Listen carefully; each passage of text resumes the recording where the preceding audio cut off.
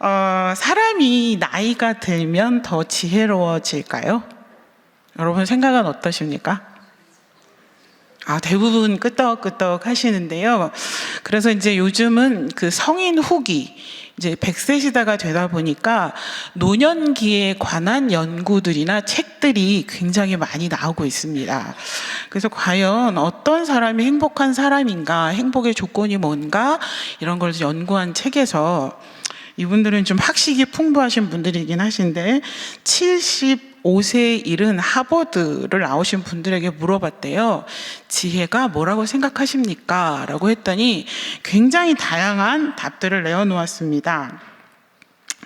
어떤 사람은 다른 사람을 잘 이해하는 것이 지혜다. 어떤 사람은 모순과 아이러니를 이해할 수 있는 능력이 지혜다. 어떤 사람은 감정과 이성을 잘 조화시키는 것이 지혜다. 어떤 사람은 자기 중심에서 벗어난 자기 인식을 가지는 것이 지혜이다. 또 어떤 사람은 다른 사람의 말에 귀를 기울일 수 있는 것이 지혜이다 라고 말을 하기도 했고, 또 어떤 사람은 사물의 양면성을 인식하는 것이 지혜이다. 또 어떤 사람은 다른 그 사람의 주변 사물과 사람에 대해서 호기심을 갖고 잘 탐구하는 것이 지혜이다. 또 어떤 사람은 이 세상과 내가 어떤 연관성 속에서 살고 있는지를 이해하는 것이 지혜이다 라고 말을 했다고 합니다. 여러분의 삶을 이끌어 온 지혜는 어떤 것인지 일일이 들어볼 수는 없지만 다 있으시리라고 생각이 되어집니다. 그런데 성인 후기, 곧 노년기에 들어서신 분들의 지혜는 그분들이 살아온 삶이 담겨져 있습니다. 그래서 평생을 살아보니 이런저런 지혜가 참 필요하다. 또 어떻게 또 쭉 살아보니까 이런저런 지혜를 가지고 사는 것이 내 삶을 참 행복하게 했더라 하는 것들이 담겨져 있기 때문에, 노년의 분들이 이제 그 어르신들이 하시는 말은 버릴 게 없다 그러잖아요. 이제 격가지 얘기긴 하지만 저희 어머님이 지금은 돌아가셨는데 맨날 저한테 이 머리에 핀을 꽂고 다니라고 늘 말씀하셨습니다. 이 머리를 가린다고. 그래서 도대체 엄마는 왜 자꾸 나한테 핀을 꽂고 다니라고 그러냐. 근데 제가 제 조카들한테 그러고 있더라고요. 얼굴이 안 보인다. 더 예쁘니까 이렇게 핀을 꼽아라. 이렇게 머리를 뒤로 넘겨라. 그래서 어느 순간인가 어머님들이나 이제 어르신들이 했던 말을 그대로 제가 하고 있고, 시간은 금방 간다. 눈 감았다 뜨면 10년이다. 뭐 이런 얘기들을 이렇게 젊은 이제 분들이나 조카들을 앉혀놓고 제가 막 하고 있더라고. 인생을 모르는 소리 하지 마라. 그렇지 않다. 이러고 있더라고요. 그래서 어떤 의미에서 참 지혜는 나이 드신 분들의 이야기에 귀를 기울이는 것이 지혜인 것 같습니다. 사실 오늘 본문은 그 나이 든 다윗이 자신의 삶을 통해서 얻은 지혜를 이스라엘 백성들과 솔로몬에게 전하고 있는 내용입니다. 솔로몬에게 왕권을 물려줄 즈음에 다윗이 이스라엘과 백성들을 한 곳에 모아놓고 유훈을 하고 있는 것이죠. 본문을 이제 간략한 설명과 함께 한번 쭉 훑어보도록 하겠습니다. 먼저 다윗은 온 백성들을 솔로몬의 등극식에 참여시킵니다. 아까 본문 읽으셨을 때 엄청나게 많은 사람들이 모여와 있죠. 아주 많은 사람들을 이스라엘에 이제 소집했습니다. 누가 소집했냐면 다윗이 소집했습니다. 근데 이제 여러분들 성경을 다 읽어보셨을 텐데 열왕기상에 나타나는 다윗의 모습과 역대기에 나타나는 다윗의 모습은 좀 살짝 다릅니다. 열왕기에는 약간 좀 노쇠하고 힘들고 이제 이런 다윗의 모습이 기록되어져 있지만, 역대기에서의 모습은 굉장히 힘 있는 다윗의 모습을 보여주고 있습니다. 나이 먹었고 노쇠했지만 온 이스라엘 사람들을 소집하고 그 앞에서 당당하게 말하고 있는 모습은 마치 연로했지만 그 기상과 기백이 줄어들지 않았던 모세를 연상시키는 장면이라고도 할 수 있습니다. 근데 오늘 본문의 장면처럼 온 이스라엘이 이렇게 모이는 장면, 이스라엘 인사들을 이제 소집시키는 것을 보아서는 이게 이스라엘의 정말 중요한 사건이다라는 것을 알 수 있죠. 이런 일들이 몇 번 있었는데, 첫 번째는 다윗의 공식 즉위식 때 다윗이 이스라엘의 몇 번째 왕이죠? 두 번째 왕이죠. 그 즉위식 때 온 이스라엘이 모였습니다. 그 다음에 두 번째 이스라엘이 다 모였을 때는 성전 궤를 메어 올 때 다 모였고, 오늘 본문이 세 번째입니다. 솔로몬에게 왕위를 물려주고 그것을 선포하는 장면에서 온 이스라엘이 함께 모였습니다. 이런 것을 보아서 지금 이 장면이 이스라엘 역사에 있어서, 이스라엘 공동체에게 있어서 얼마나 중요한 사건인지를 알 수 있는 장면입니다. 이 장면에서 이제 다윗이 먼저 자기 얘기를 시작합니다. 다윗이 일평생에 하고 싶은 일이 있었죠. 성전 건축이죠. 뭐라고 얘기하냐면, 나는 성전을 건축하고 싶었다. 그런데 하나님께서 허락하지 않으셨다. 왜 허락하지 않으셨냐면, 다윗이 전쟁을 굉장히 많이 했잖아요. 그래서 피를 많이 흘린 사람이라고 하나님께서 그것을 허락하지 않으셨습니다. 그리고 다윗이 뭐라고 말하냐면, 여기서 성전을 여호와의 언약궤 곧 우리 하나님의 발판을 봉안할 성전이라는 단어를 썼습니다. 그래서 봉안이라는 단어가 나오죠. 이 봉안이라는 단어는 안식처를 의미하는 단어입니다. 안식처라는 것은 일정한 장소에 이걸 정착하는 것을 말하죠. 그동안은 이 정착할 장소가 없어서 성막으로 메고 여기저기 다녔잖아요. 그래서 다윗은 이런 성전을 그렇게 만들고 싶었습니다. 그동안 성막이 임시 복원되면서 이동을 거듭했던 하나님의 언약궤를 영구히 보존하고 싶었습니다. 그런데 여기서 예전에는 하나님께서 이스라엘 백성에게 평안을 주시는 분이었잖아요. 그런데 다윗이 이 성전 건축을 함으로 인해서 그 안에 들어가서 평안히 쉬시는 분이 누가 되는 거죠? 여호와 하나님이 되시는 것이죠. 그래서 시편 132편에 이렇게 나와 있습니다. 여호와여 일어나셔서 주의 권능의 법궤와 함께 평안한 곳으로 들어가소서라고 말하고 있고, 또 역대하 6장 41절 42절에 보면 이는 나의 영원한 쉴 곳이라 내가 여기 거할 것은 이를 원하였음이라 라고 말하고 있습니다. 그러니까 다윗은 이렇게 다니던 여호와의 언약궤를 통하여 여호와께서 영원히 쉬실, 그런 안식하실, 평안히 거하실 성전을 만들고 싶었지만 하나님께서 너는 전쟁의 사람이야, 노 하셨습니다. 저 같으면 되게 억울했을 것 같아요. 근데 다윗은 예스 하죠. 그래서 그가 했던 게 무엇입니까? 성전을 건축할 준비를 정말 꼼꼼하게, 치밀하게 아들 솔로몬을 위해서 하는 것을 볼 수 있습니다. 자신에게 너무 강력한 뜻이 있었지만 하나님의 뜻이 그게 아니었기 때문에 하나님의 뜻에 자신을 맞추는 믿음의 사람 다윗의 모습을 여기서 볼 수 있습니다. 그리고 다윗이 계속 말합니다. 하나님께서 나를 택하셔서 이스라엘의 왕이 되게 하셨다. 그리고 내 아들 솔로몬도 여호와께서 택하사 이스라엘 왕으로 세우셨다. 그리고 하나님이 택하신 그 아들이 성전을 건축할 것이다. 역대상 22장 8절에서 9절을 보면 하나님께서 다윗을 전쟁의 사람으로 표현하시고 솔로몬을 평안의 사람으로 표현하십니다. 그래서 뭐라고 나와 있냐면, 보라, 한 아들이 내게서 나리니 그는 온순한 사람이라. 내가 그로 주변 모든 대적에게서 평안을 얻게 하리니 그의 이름을 솔로몬이라 하리니 이는 내가 그의 생전에 평안과 안일함을 이스라엘에게 줄 것임이니라. 하나님께서 솔로몬을 택하시고 하나님께서 그의 아버지가 되실 것이다 라고 말했습니다. 이것을 굳이 해석을 해보자면, 여호와께서 평안히 거하실 그 성전의 기초가 평안임을 알 수 있는 구절입니다. 그래서 다윗이 믿음이고 평소에 그 준비를 하였지만 하나님께서는 다윗이 아닌 평안의 사람 솔로몬을 통하여서 하나님의 성전을 건축하게 하신 것입니다.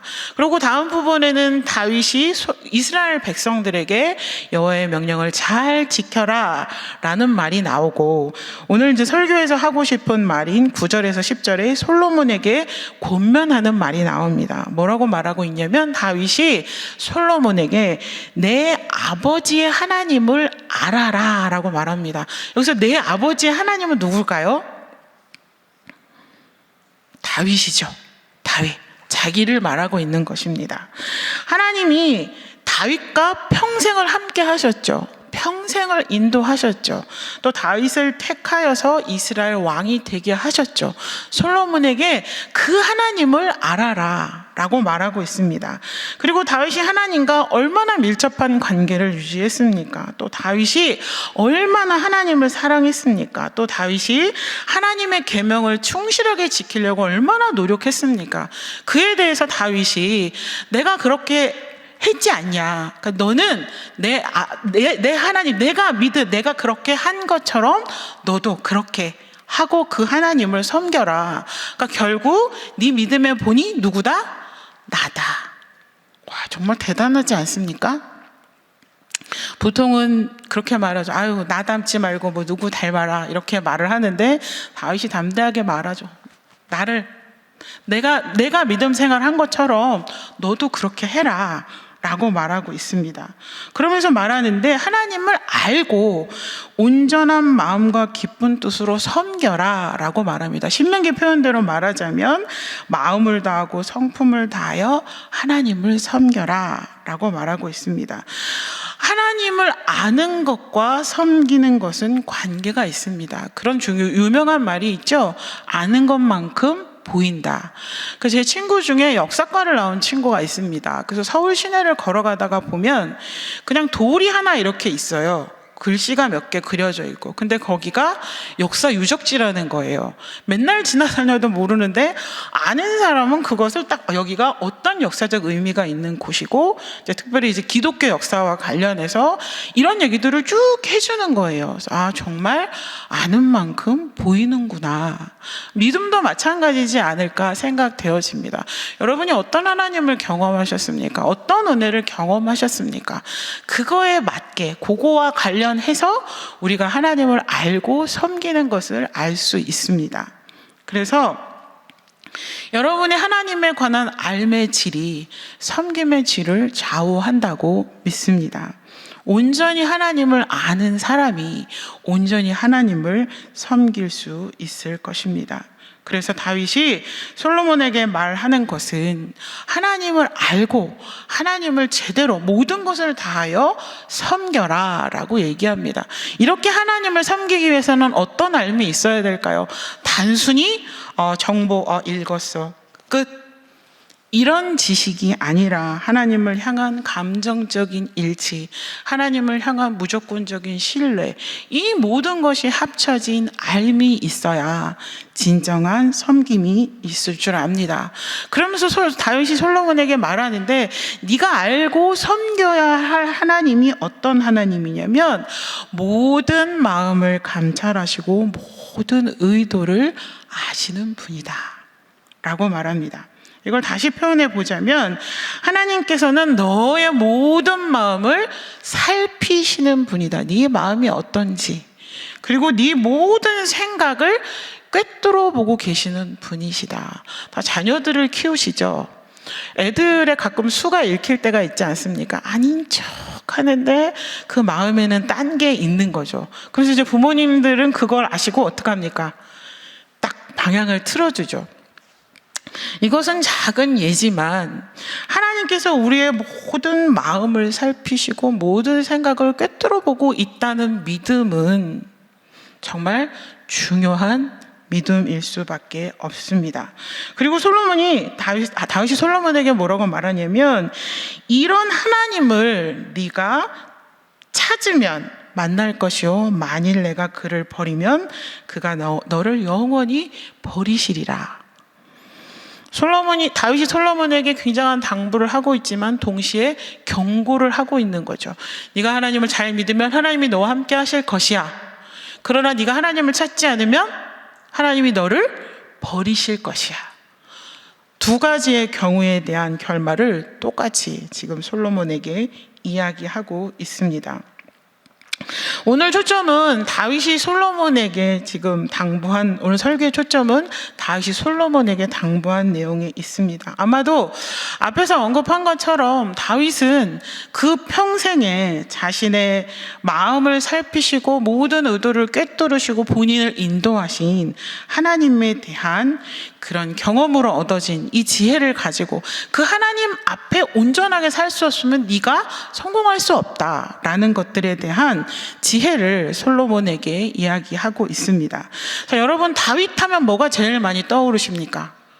골리앗 떠오르죠.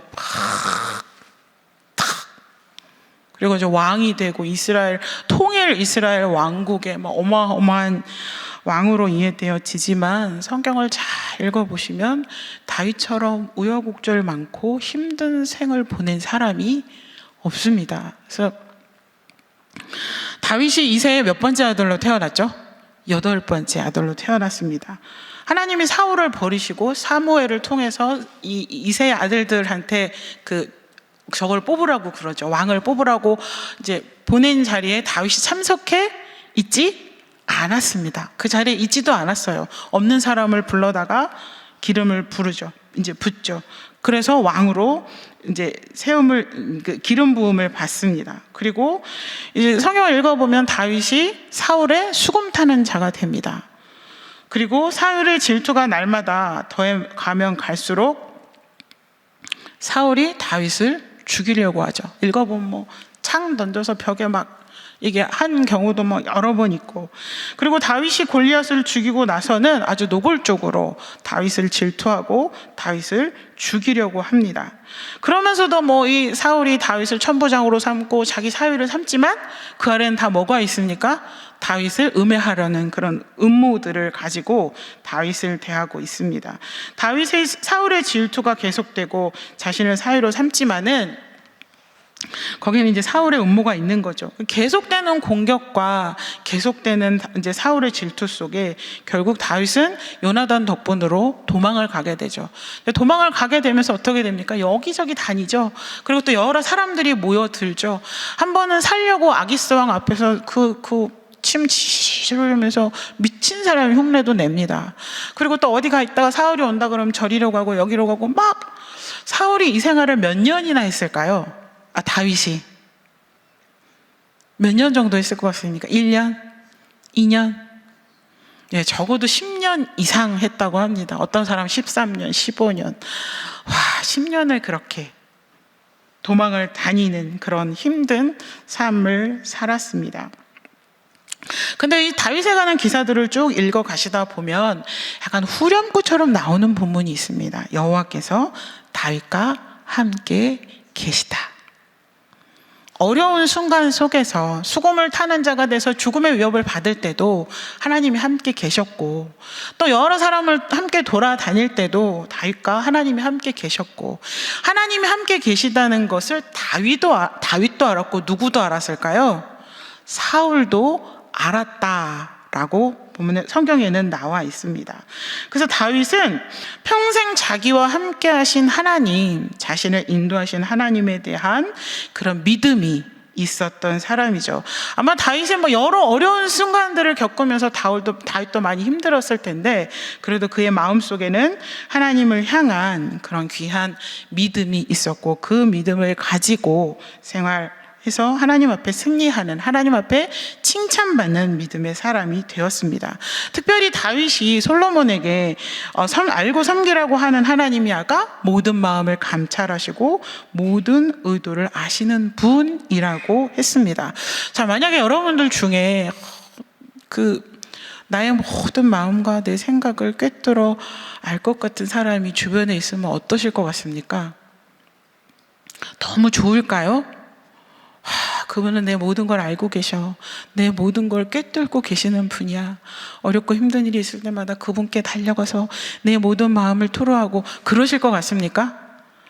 저는 안 그럴 것 같아요. 그 사람을 안 만날 것 같아요. 무서워서. 왜냐하면 우리 마음과 의도라는 게 참 온전치 못할 때가 많이 있잖아요. 근데 다윗이 솔로몬에게 말하고 있는데 그 하나님 앞에 하나님이 그런 분이시니까 네가 그 하나님을 찾아야 된다 라고 말하고 있는데, 아마 다윗이 이렇게 말한 이유 중에 하나는 만약에 그렇게 하지 않았을 때 가지는 부정적인 결과에 대해서 다윗은 아마 이미 사울을 통하여서 경험하지 않았나 생각이 되어집니다.